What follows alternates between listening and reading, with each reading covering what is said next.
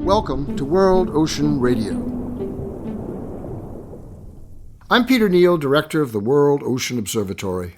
Several recent World Ocean Radio editions seem to have focused on how to assess the value of ecosystems, how to monetize that value as a legitimate balance sheet line, how to create financial instruments by which capital markets and incentives can be directed away from conventional, polluting, destructive use of natural resources on land and sea toward new practices, reallocated to new solutions that are constructive and sustainable.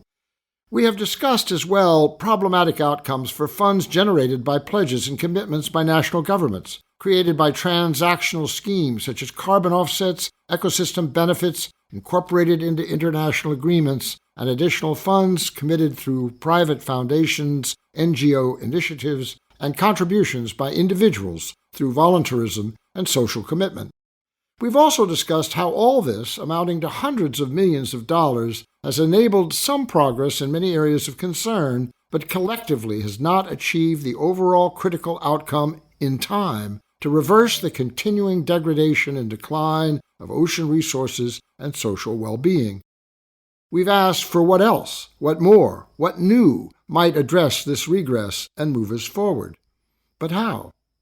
One approach might be to restructure the idea of ownership, the conventional means by which we control, exchange, license, monetize, regulate property by individuals and by corporate entities legally recognized as individuals, a system that assigns and protects rights as private property as opposed to public resources protected and sustained for the benefit of all.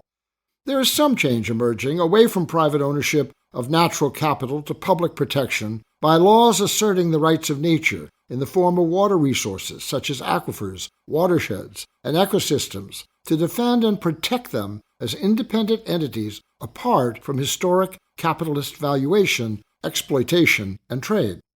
Some nations have assigned such rights to rivers, for example, and some nations have incorporated this concept of nature's rights into their constitutions as a primary tenet of justice. Such a shift does not preclude capitalism or the use of natural resources even by private production, but it does provide a structure by which the methods, extent, and consequence of such production are regulated against abuse, irresponsible consumption, the impact of byproduct and waste, and lack of accountability.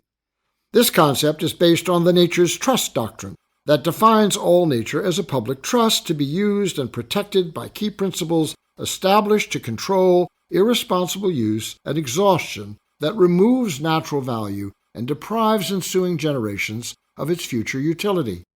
As a public trust, nature is guaranteed sustainability, longevity, and future potential for the benefit of all mankind. A second new approach might be the expansion of the Global Environment Facility, founded in 1991, to, quote, tackle our planet's most pressing environmental problems.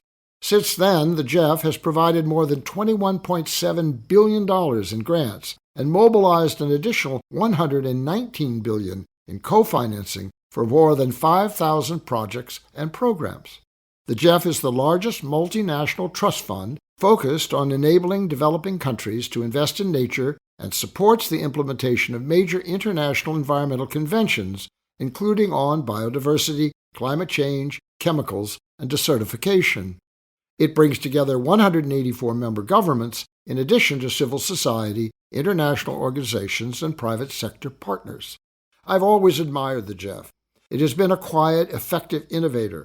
Its program outside the structure of the United Nations, funded by independent contributions from member nations, aligned with progressive environmental values and responsible science, more than a research organization, more of an enabler or instigator of projects that might set new standards for collaboration, apply new methods and practices, and focus on actual project outcomes.